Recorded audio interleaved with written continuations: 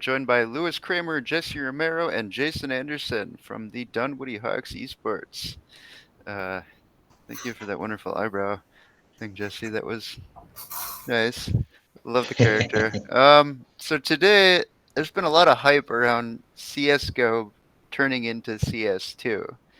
Uh, these are, I guess, three subject matter experts that we'll go through it with. You guys want to quick go around and introduce yourselves? Let's start with Lewis. Yeah, Lewis. Start with. All right. Hello, everyone. My name is Lewis Kraimer. Currently, starting this fall, second year CNTS student.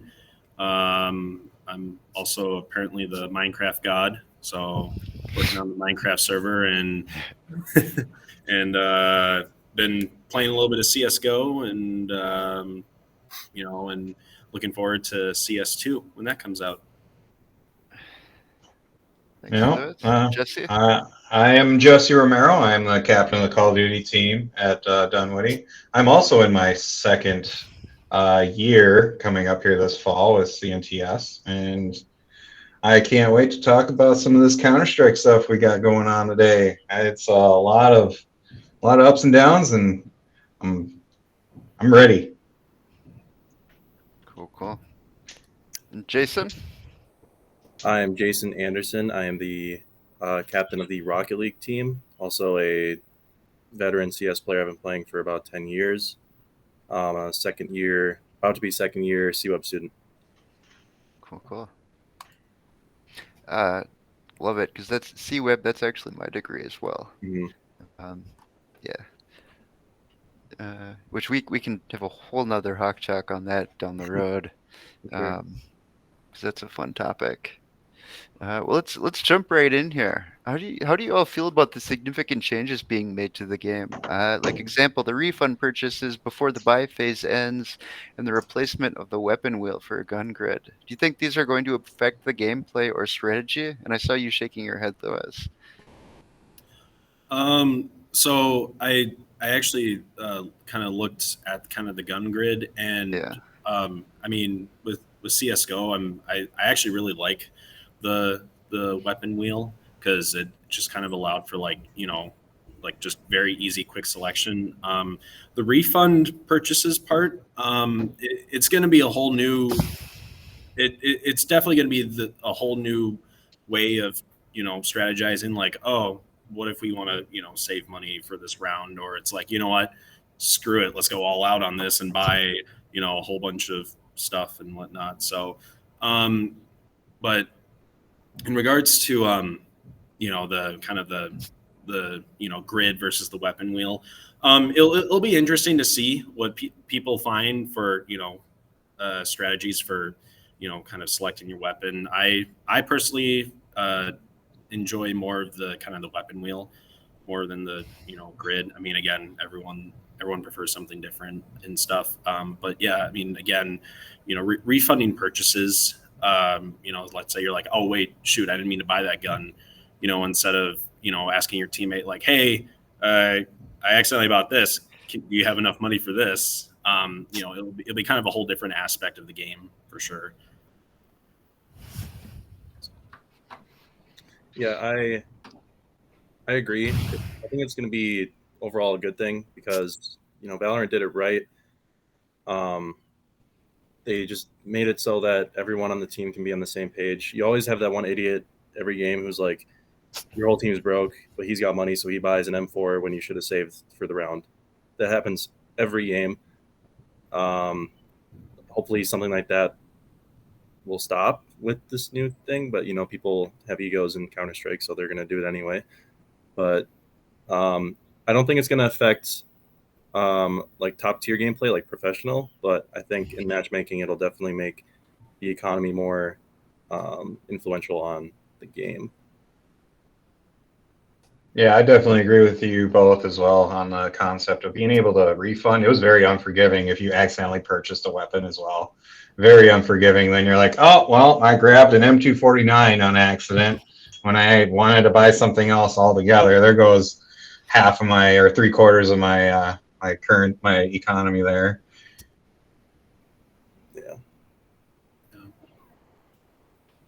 I don't know. Like I said, for pro play, like they know like exactly how much money you get per round. They know exactly what money that the enemy team has, even though you can't see it. So they're gonna know like when to buy before the round even starts, or like what they should buy before the round even starts. But like I said, matchmaking, like for casual players, it's gonna make a whole lot of good difference for that. Cool. Yeah, and I think kind of the nice thing too is that because right now with CS:GO, you're used to people buying weapons for others because of like, crap, I accidentally bought this. Can you buy this for me? I'll drop it and I'll trade you this quick, or you know what, just buy it for me. I'll get you something next round or something. The whole refund purchases will completely eliminate that, and will kind of help with working better as a team. And because I mean, you never know if your teammate's trying to save up money for something for something else completely different, and then they're like, and then it's like, hey, can you buy this for me? And you're like, sure, I guess. So the whole again, the whole refund purchases thing will definitely help.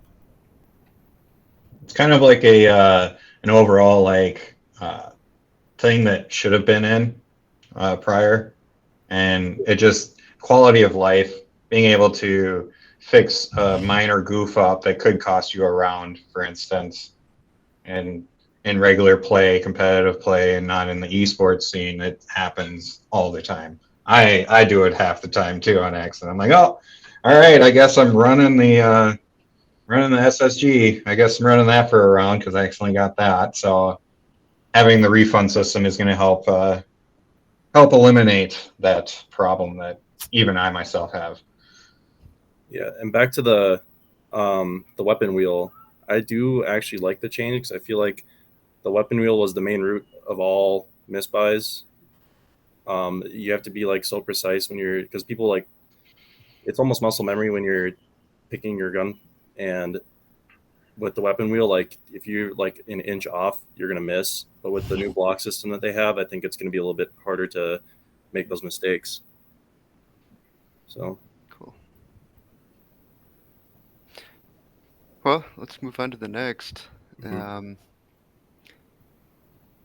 I guess the loadouts, we've touched on them. Do you want to go over anything else regarding the loadouts? So yeah, the loadouts is a completely new system. Basically, if you have, there was 5 pistols, you get 5 pistols to choose from. I think it was 11 mid-tier weapons, which is anything from like just SMGs and shotguns, and then you get 5 rifles to pick from. But now it's 5 pistols, 5 mid-tier, 5 rifles, and that's the guns you get to bring into the game. So you like if you don't pick the MP7 as one of your starting mid-tier weapons, you cannot buy it in game until you put in your loadout the next game. You can't change your loadout mid-game. That is only honestly a minor difference. There's not, because like a lot of the guns that fall into this mid-tier category that you won't be able to use in game kind of are troll weapons, like the PP Bison or the MP7. Like no one really uses them anyway. People are kind of making a big deal of it online. I think that it's just like a limitation, but realistically, like it's not going to affect the gameplay at all. Yeah, I agree with you on that. On the concept, it's not going to affect it too much. But I am questioning though on if what I read was correct, that you'll be able to have 2 primary weapons when you do purchase, when you're in the purchase time between rounds. From what I read, is you're able to also have both the M4A1S and the M4 both purchased and on your body at the same time. That I don't know about. Yeah, that I don't know either. I don't know. I don't know if that's true though, because yeah, I don't know. It was on a couple of news threads I was reading the last couple of days that came out. Really, I hope that's a bug because that would be bad. Yeah. Yeah, it'll be interesting to see, because I mean, again, kind of like what you guys brought up. It's a whole loadouts is a whole new system in CS:GO, or sorry, in Counter Strike specifically. It I mean, it'll be kind of interesting to see, how people will use loadouts to their advantage, or and who knows, and maybe it could be a disadvantage, but it'll be an interesting take on a new system that hasn't been in Counter-Strike before. Yeah, I mean, the loadout system also was it kind of already was in place in a way, because you'd have to go into a game choosing whether you want the Desert Eagle or if you want the RE revolver. You can't have both at the same time, or like the P2000 for the starting pistol or the USP. Like you can have both at the same time, but now you can. So in a way, it's just kind of going. It's a continuation of what they kind of already had, and I think. Yeah. I don't think it's going to make that big of a deal. I mean, if what Jesse's saying is true, that you can have a M4, A4, and an A1S on your body at the same time, then that's kind of a problem. But yeah, because it just seems a little broken.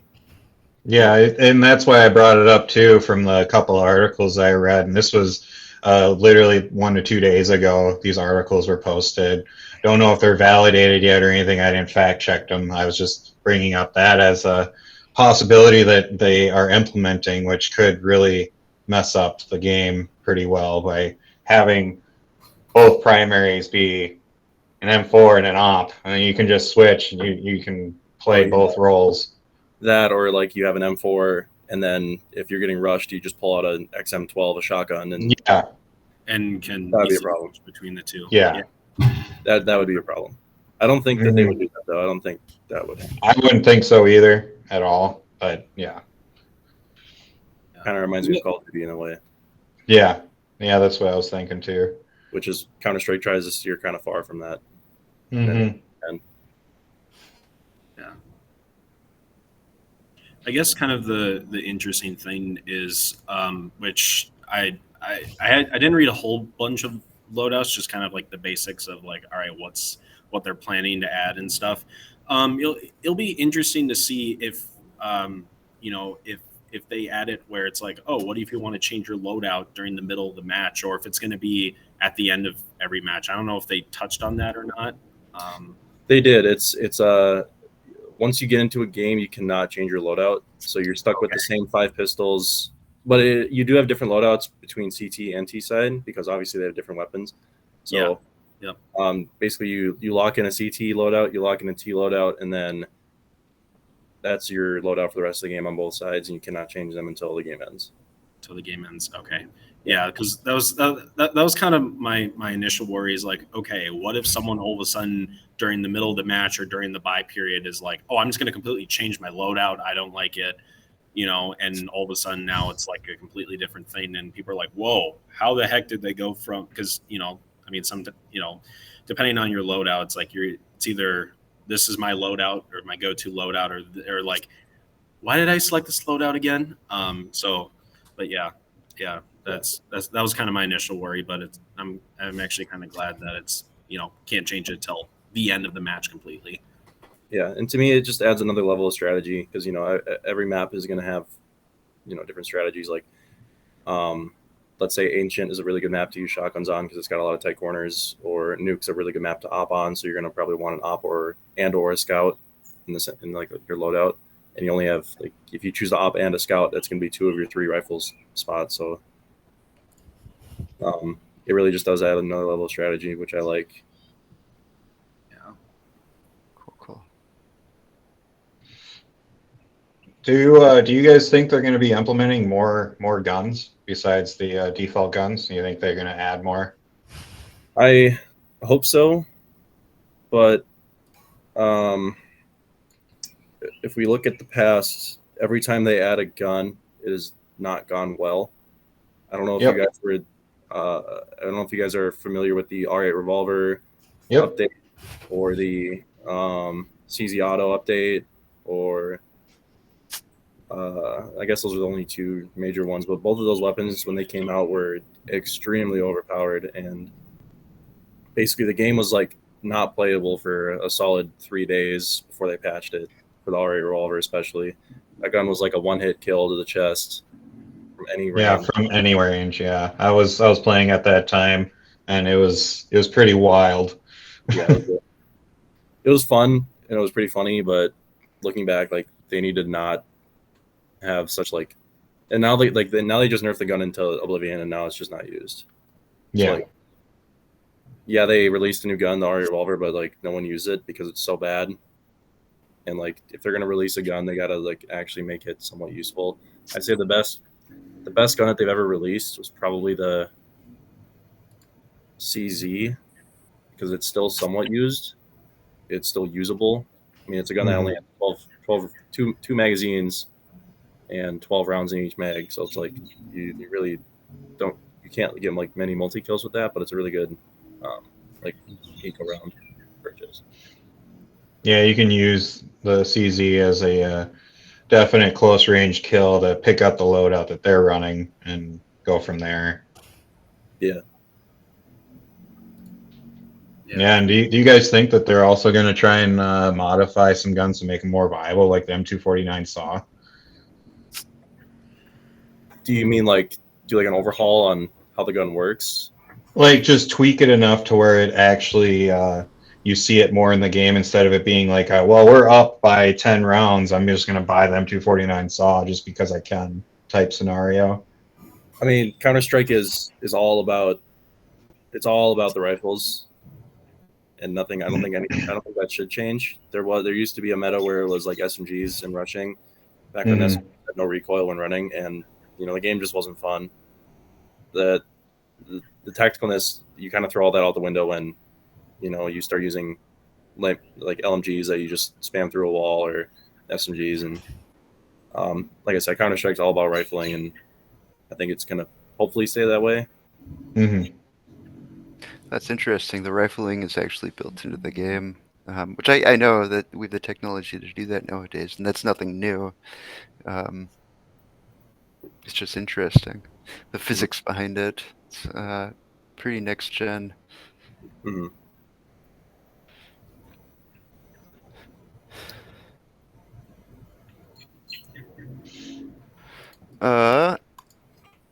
So what do you guys think about comparing this to Valorant? I know people have been saying, there was CS:GO and then there was Valorant and now there's CS2. Do you think they're pulling anything from the Valorant playbook at all? Yeah, absolutely. Everything we've talked about so far has basically been bits and pieces pulled from Valorant's playbook, really, like the buying and like the reselling, the new loadout. The loadout, not necessarily, but like the new buy menu is basically looks just like Valorant's. I don't know.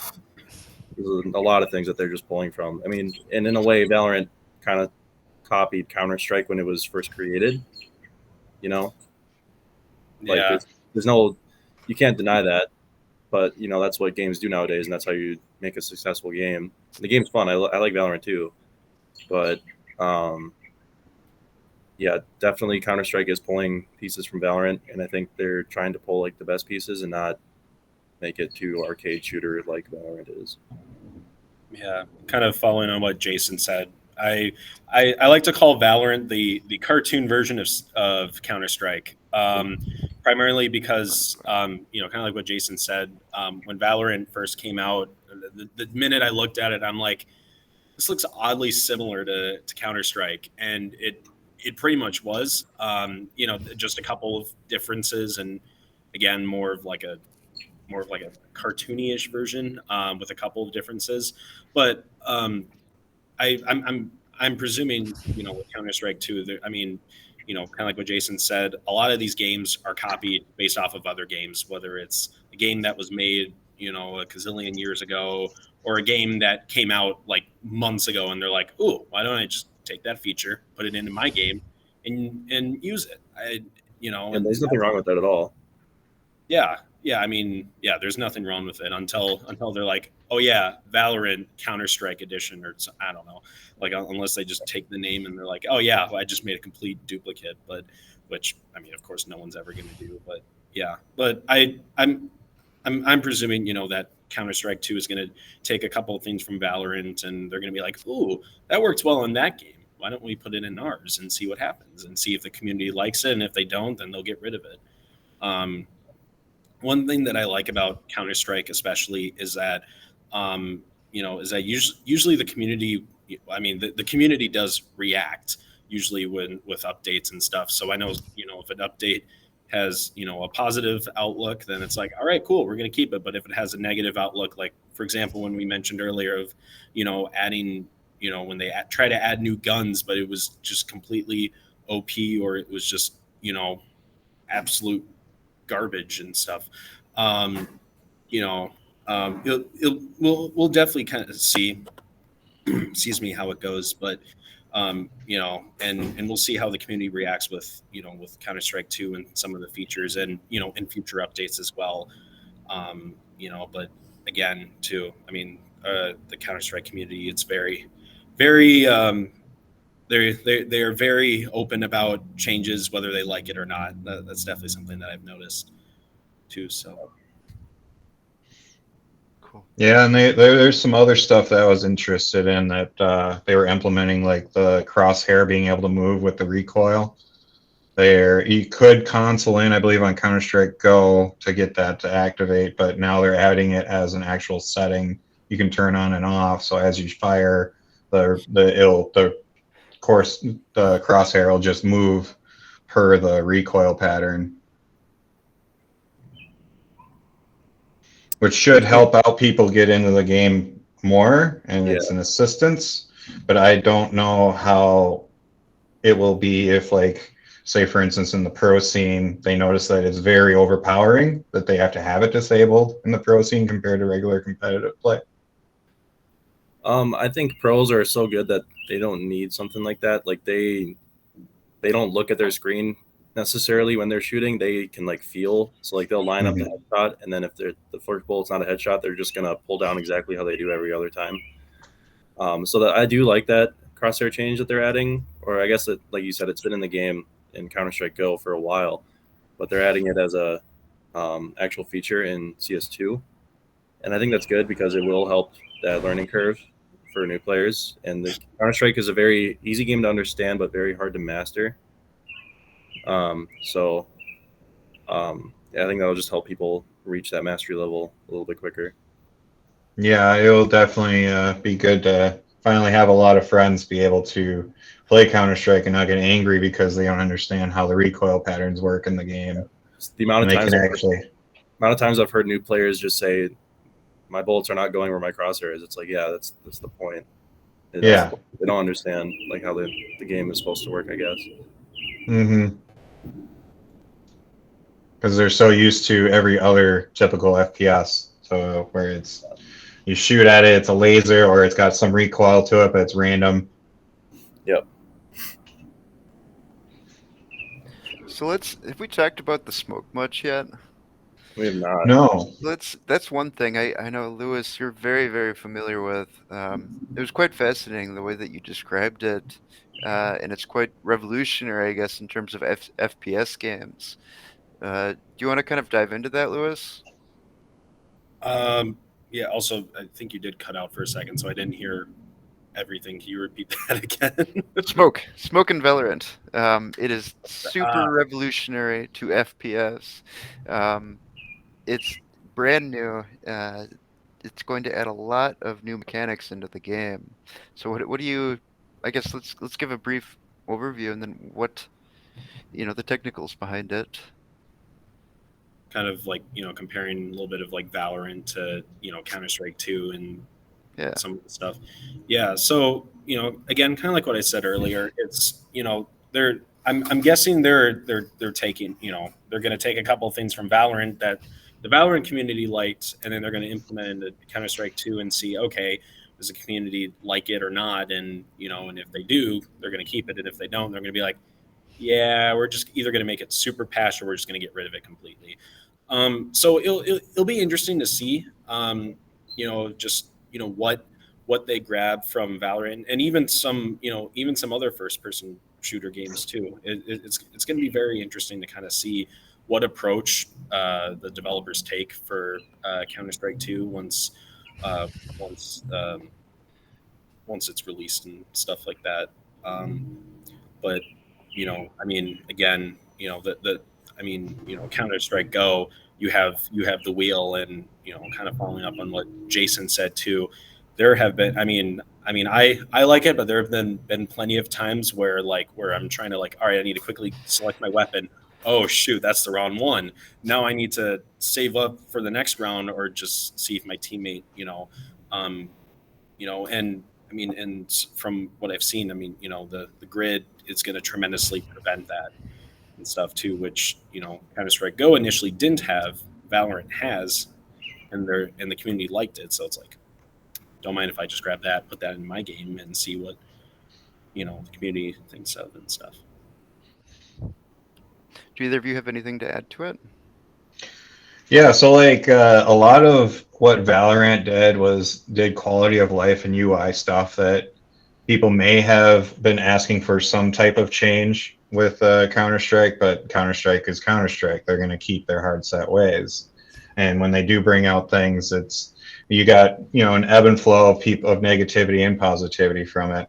And then they saw how Valorant's UI and buy system and stuff worked, and I believe they just kind of implemented that in as their own as well. Because if Valorant can come out and just be an powerhouse first-person shooter that's very similar to Counter-Strike, why not use some of the quality of life features that they have? Yeah, I agree. Yeah, I mean, as long as it makes the game better, I don't see why it can't be an option to put into the new game. Yeah, it's just like comparing Dota 2 to League of Legends. Dota 2 was, the OG type in Warcraft and that, and then League of Legends is like, well, here's what we got, and then they did a lot of quality of life and UIs, and that's why it's one of the largest games today. Mm-hmm. Yeah, and I know especially with the Counter-Strike community. I mean, Counter-Strike has virtually almost stayed the same since the beginning. It's just, of course, the main difference is, they might add a new gun, or there's a new event coming up, or, just the simple quality of life changes and stuff like that. But otherwise, I mean, and that's probably why the community, they're really reactive whether it's a positive or negative of when, even if it's a quality of life of like something that might fix something or patch something, they are super reactive about it, where sometimes, I mean, I know, I don't know if this happens frequently or not, but of like, they'll implement a quality of life change and the community doesn't like it. And then they're like, but it's supposed to help, but we'll take it back since you guys don't like it. I don't know if that's really happened during, CSGO and stuff. And who knows if it happens for CS2 as well. I don't know, not in my recent memory. I don't remember anything that they've implemented and then taken out besides like the R8. Really, like they had to remove the R8 from the game entirely for a few days. That was all I can really. But as far as quality of life updates, I don't think that they have added and removed stuff. I don't know. I think as far as the UI goes, I think it's kind of gotten a little bit worse, in my opinion. I'm not a big fan of the 3D background and the when you start the game, or when you put the game for the first time, it's just all too much. I never really liked their I don't remember what they call it, but Counter-Strike's Battle Royale mode that they have. Yeah. That was yeah. And originally their loadout system came from the Battle Royale mode, and that's where they built off of that. I believe the Battle Royale mode came out in 2019, and they had the loadout variant that you could do in that. And I've tried it a couple times. I was like, I would much rather play competitive play, because it's way more entertaining than playing this one and done deal that they were trying to implement at the time that a lot of those games are coming out. Yeah, like a lot of the Battle Royale style games come out, and they're like, ooh, let's join in on it. And then it's like, oh, never mind. Guess it wasn't thought. Yeah. And I understand why they did it. It was, Fortnite was a thing, or was the big thing at the time, and so was Warzone and PUBG and all those games. So they had to take the bite out of the apple too. And what also came with that, though, that update also came with free to play, which was my biggest thing with it, which made it good. Because it just got more people into it. But the thing is, with the free to play version of the game, you still really can't play it as well, because you still need the the prime matchmaking. So if you don't play free to play, you're going to play against a bunch of cheaters, which is a whole other topic, and that's you wanted to talk about too was the cheating.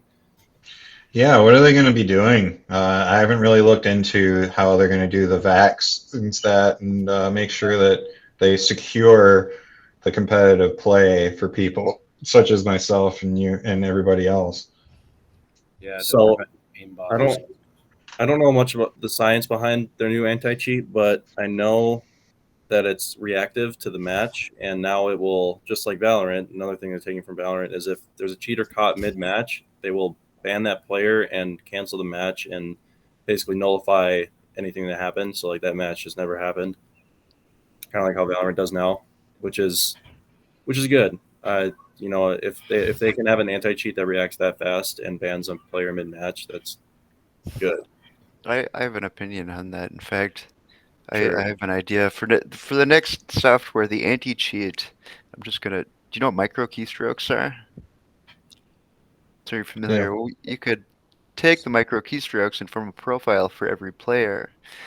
Granted, that would just catch smurfing. Kind of came to that conclusion from League, but like in terms of like aimbot and whatnot, that wouldn't really solve that.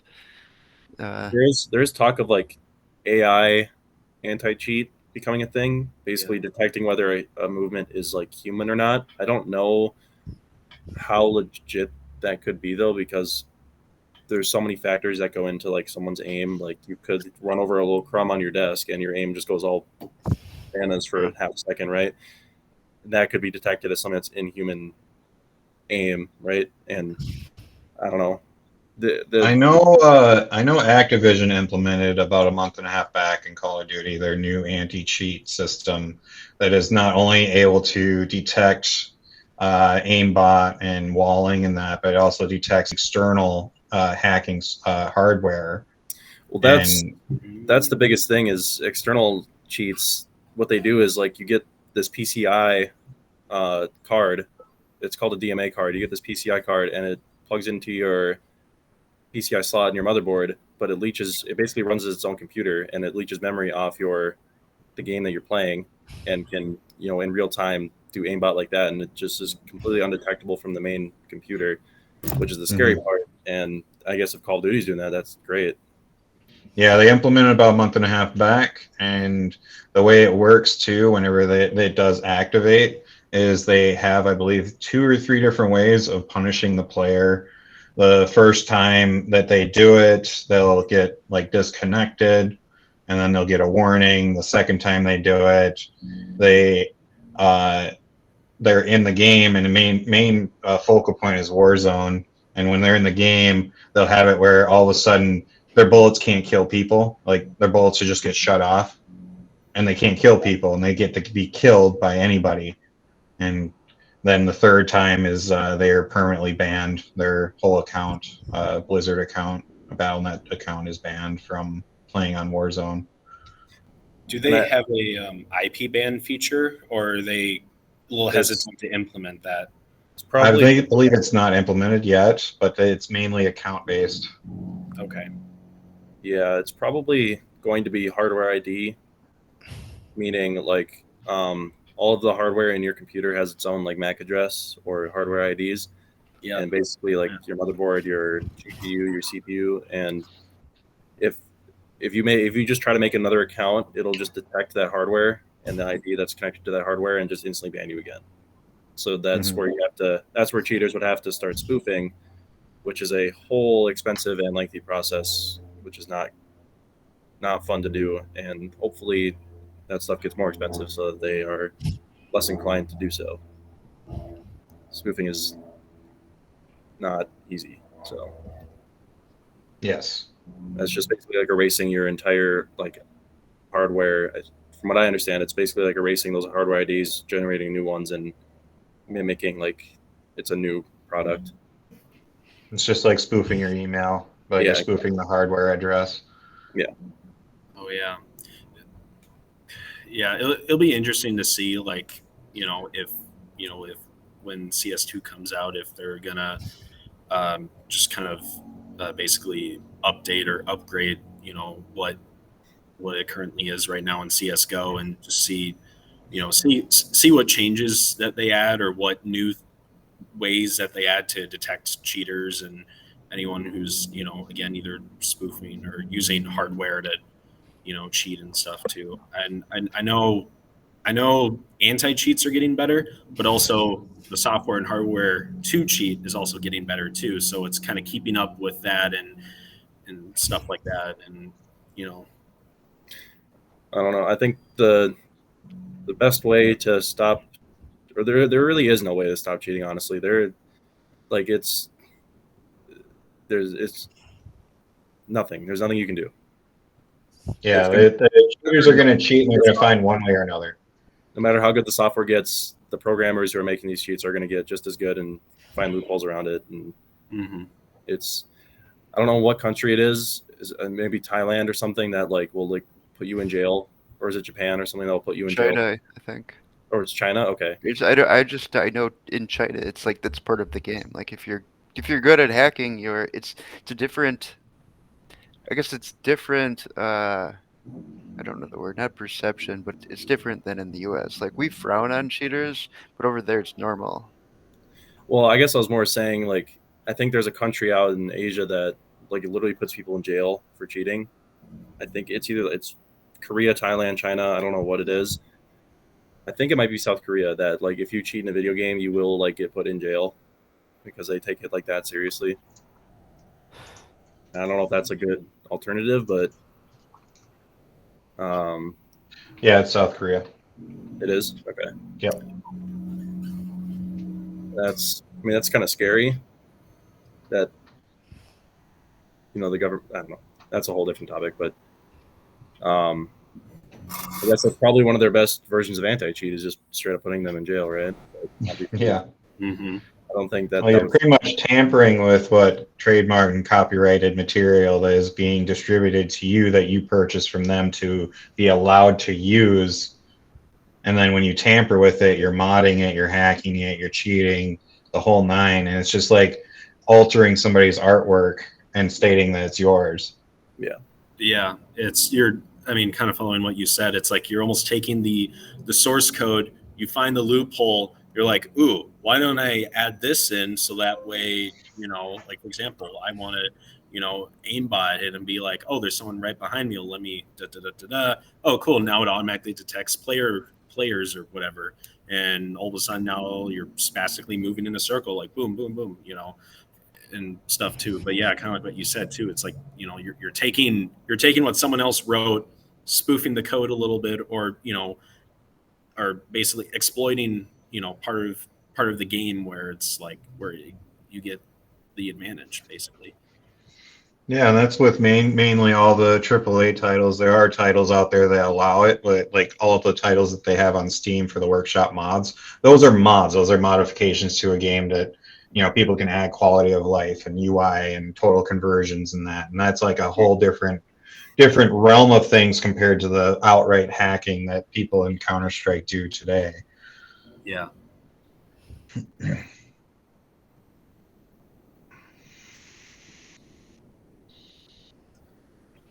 Erik, you had mentioned earlier the smokes and how.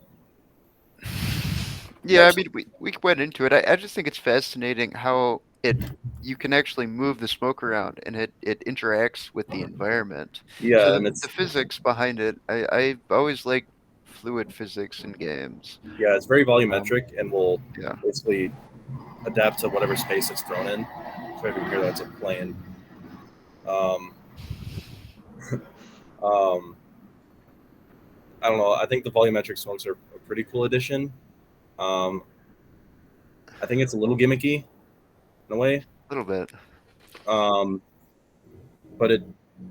I think it's a good thing overall because it's going to stop. My biggest gripe with Counter-Strike is one-way smokes.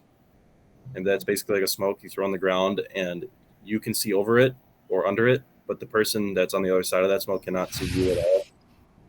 Because they're just kind of, it's in a way, to me, it's a little bit of an exploit. I use them too because sometimes you got to do what you got to do, right? But I think it's just a kind of a gimmicky, that's also like another gimmicky thing that I don't think should be in a tactical shooter game like that, like one ways. That's what one ways. Valorant did it right, where like the smokes are the exact same every single time, and like they're just like a ball basically. And they're still like one ways in Valorant, but they're not the same way they are one ways in CS:GO. Yeah, like on Mirage, you can do a one way on the sniper spot in mid there. Basically, like there's a little corner in the window that the smoke like kind of is like faded, so where you can see through it, but if you're on the other side of that smoke, you cannot see anything through that at all. And I'm at the point, at least in my Counter-Strike knowledge, where I know where pretty much all the one-way smokes are, and if I see one thrown down, I will like just spam. I will just shoot at that area, knowing where they're going to be peeking from. But like when I was a new player, like that stuff just made me so mad. It was like all unfair, and that's what like these volumetric smokes are going to be kind of addressing is these one ways. Yeah, filling those voids that don't normally be filled because how the smokes work in current Counter-Strike. It will alleviate a lot of those one ways. There's still probably be a possibility to find a way. Somebody will always find a way to exploit it, but at this moment in time, being a void filler and throwing a smoke, it should work as a smoke and not as a one-way mirror. Yeah. Cool. Well, you guys, I think we're coming up to that 45-minute mark. I know Jesse was wondering. Let's end with, what do you see in terms of esports? Counter-Strike. Do you think this is going? Obviously, CS:GO is huge in terms of the competitive scene. What do you? Maybe we won't talk about high schools because I think that'll be, I guess, sort of self-regulated there. But what collegiate stuff? I know you all are very interested in collegiate CS2, and it's funny because I don't see a ton of collegiate leagues yet, but that's not to say that, we can't find one or we can't start our own. In fact, that might be a blast. That might be super fun to do. Yeah, I'd be very down to like start one in Minnesota or something, like for other colleges. I know a lot of colleges around have pretty refined esports clubs nowadays. Yeah. Well, we've just been kind of waiting on the time until we wanted to start our own either tournament or league, and maybe this is a good one because I know they're very working with the CS API is easy. Like, they're very good with their community, which is a similarity with League of Legends. The League of Legends API, if you get access, super open. You can do whatever you want with it. CS, you don't even really need their approval. They just kind of give it out to the community. So that's Valve for you. Yeah, Valve is good. Valve is great. Valve and Riot.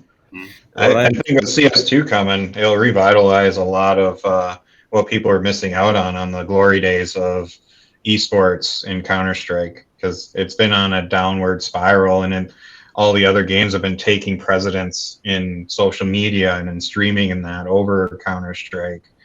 And CS2 coming out with open qualifiers coming and with having collegiate tournaments going on and stuff, everything's going to be revitalized. Everybody's going to get back into into it. It's going to be something that a majority of people that have played Counter-Strike for years will be able to jump in and play and not have to learn too much besides the updates and upgrades that they've done. Yeah.